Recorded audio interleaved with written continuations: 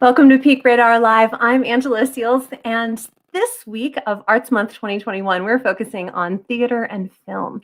I thought an amazing story to bring to you is the return of Springs Ensemble Theater in Colorado Springs with their production of One Flea Spare, a Black Plague comedy. Here to tell us more about it is Sarah Shepard-Shaver, who is the director, the co-producer, and the costume designer of the production. Hi, Sarah. Welcome. Hi. Thank you for having me. This is fun. Yes. Well, welcome back. Welcome back to the stage. Welcome back. It looks like we're on this stage right now. Tell us a little bit about where we are. We are on the stage of One Flea Spare, and it's a pretty small venue. If you've been to Springs Ensemble Theater before, you'll know that we usually seat not more than 50 people. And this time we're doing in the round. So I might just do a little peek, but we have fully surrounded audience. So close. And then a very pared down set, just a square floor and a window unit. And that's about it. 2 chairs. Tell us what it means, Black Plague comedy. What is One Flea Spare like?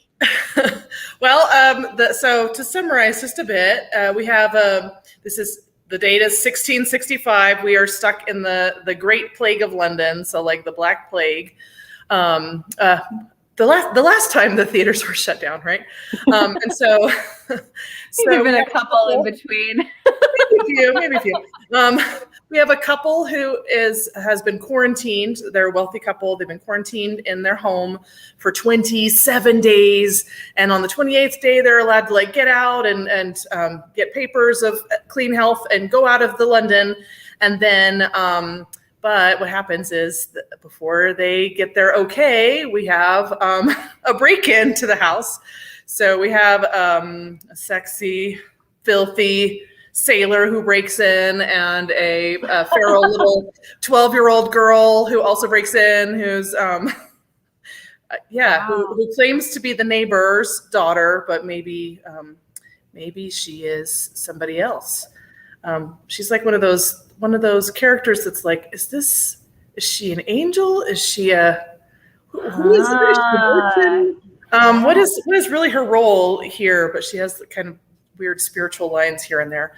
So anyway, those two break into the house, and then we have the guard catches them. The guard, who's played by Jeremiah Walter, who's very bribable. He gets paid extra to guard the rich people's houses, and so he's like, "All right, you had a break in your quarantine, so 28 more days for everybody, and you're stuck in there." And so, so these strangers get stuck together then, right? And so to me, that's hilarious. I think that part of being in this pandemic and this quarantine and has really brought this maybe Black nihilistic ridiculousness of existence, comedy. So when we say a comedy, I think it's more about the ridiculousness of being stuck together, and how we pick at each other, and how we form alliances, and how we play games to pass the time.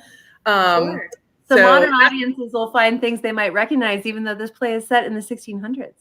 Definitely. Well, it feels, so it was written in 1995, but it could not be more relevant. I mean, being stuck in your house with people who annoy you, or are in your space, or are making mouth noises when you're trying to concentrate on something. That's part of it. That is part of the cleaning. They're cleaning with vinegar every day, and it just reminds me of man, I remember going out to the grocery store, or having groceries delivered, and then wiping down all those cans and stuff. So it just really brings back all of those feelings. Yeah, I love when art or history reminds us that we are not alone in our situation, and that people have gone through what we've been through in earlier times. That there's something I find really comforting about that, and it sounds like in this play there's also a lot of humor in that too. It's sort of hopeful in a way. I don't know. When I look back on the history of theater, we've been trying to kill theater for millennia. So it's been declared dead many times. That theater finds a way, that we find a way to keep making it, then it gives me a lot of hope. Yeah, absolutely. Well, tell us a little bit about the design of the production, Sarah, because as the costume designer, not just the director and co-producer, you're also designing the look of this world in 17th century London. We have some more photos here of what the production looks like. Will you tell us a little bit about how you designed it?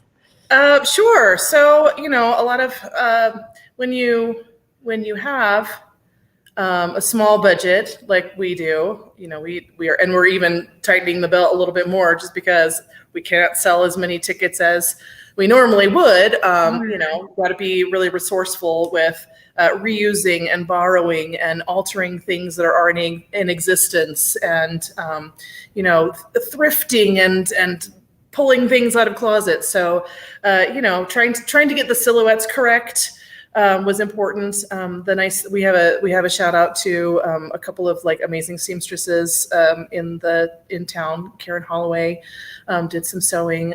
Lynn Larson did some mending and repairs and things like that. And then Phoebe Boynton of Theater Works let us rate their closet and borrow a couple things. So that's it's really nice to have good relationships in town and be able to share things back and forth. Yeah, well, and we've thought a lot over the pandemic about the artists and performers that we see on stage being out of work. But this is a great reminder that there's artisans and production staff and designers who've been out of work. And these costumers and costume designers are now able to get back to what they do. Yes.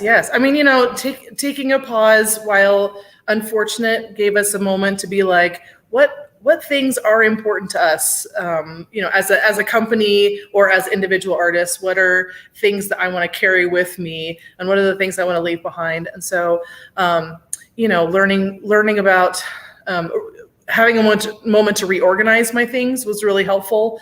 Because usually I'm in like survival mode of in a costume shop. Yeah. So that has been really helpful. And then really, like, I just want to tell a beautiful story, and I want to tell a story that reflects the human condition. And so do I need all the trappings? Maybe I don't. Maybe it's like the human story that we really want to focus on. Well, that human story sounds like it's really what you're offering through October 24th. Yes. Springs Ensemble Theater to audiences of only 25. What is that intimacy like? Well, I mean, obviously we're very close in here. Sometimes the actors are within the 6 feet, and that's why we have a lot of protocols because we don't want to get shut down again. We want to keep our actors and audience members safe, and we also want to like keep making theater, and so we need everyone to work together for that. So all audience members need to show either proof of vaccination or a negative test within 48 hours. All of our actors are vaccinated, our actors and crew, and then in addition have weekly COVID tests just to make sure that we are keeping each other safe. The play itself talks about the intimacy of sharing spaces. I mean, first of all, you're stuck in a room together, and then second of all, like, you're breathing the same air as someone else. Like you're in their space. And I forgot how intimate just breathing out loud in a room with another person is. So yeah, there's sharing of space and air and sometimes saliva in this play. The theme of intimacy, just the shared space, is one thing, but also, this play has a lot to do with like asking for intimacy, consenting to it, not consenting to it. There's a whole a dynamic between the characters about when you're allowed to touch and what you're allowed to touch. And it's just a really kind of interesting conversation to have about consent and intimacy, even in this time of plague now, but in that story.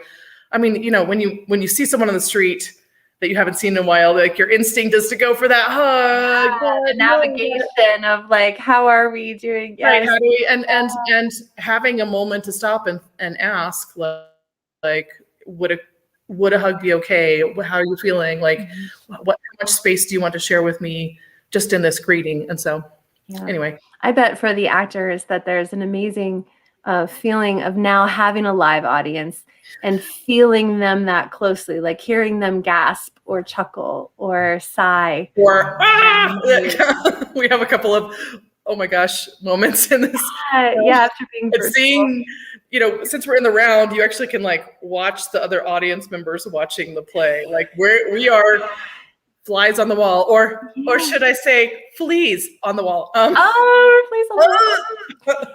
Well, One Flea Spare sounds so fascinating. It sounds so relevant to our time and like such an amazing experience. So thank you for inviting communities to join our community to join you guys there at Springs Ensemble Theater, Sarah. And thank you for your work in the design, direction, and the founding of Springs Ensemble Theater in Colorado Springs.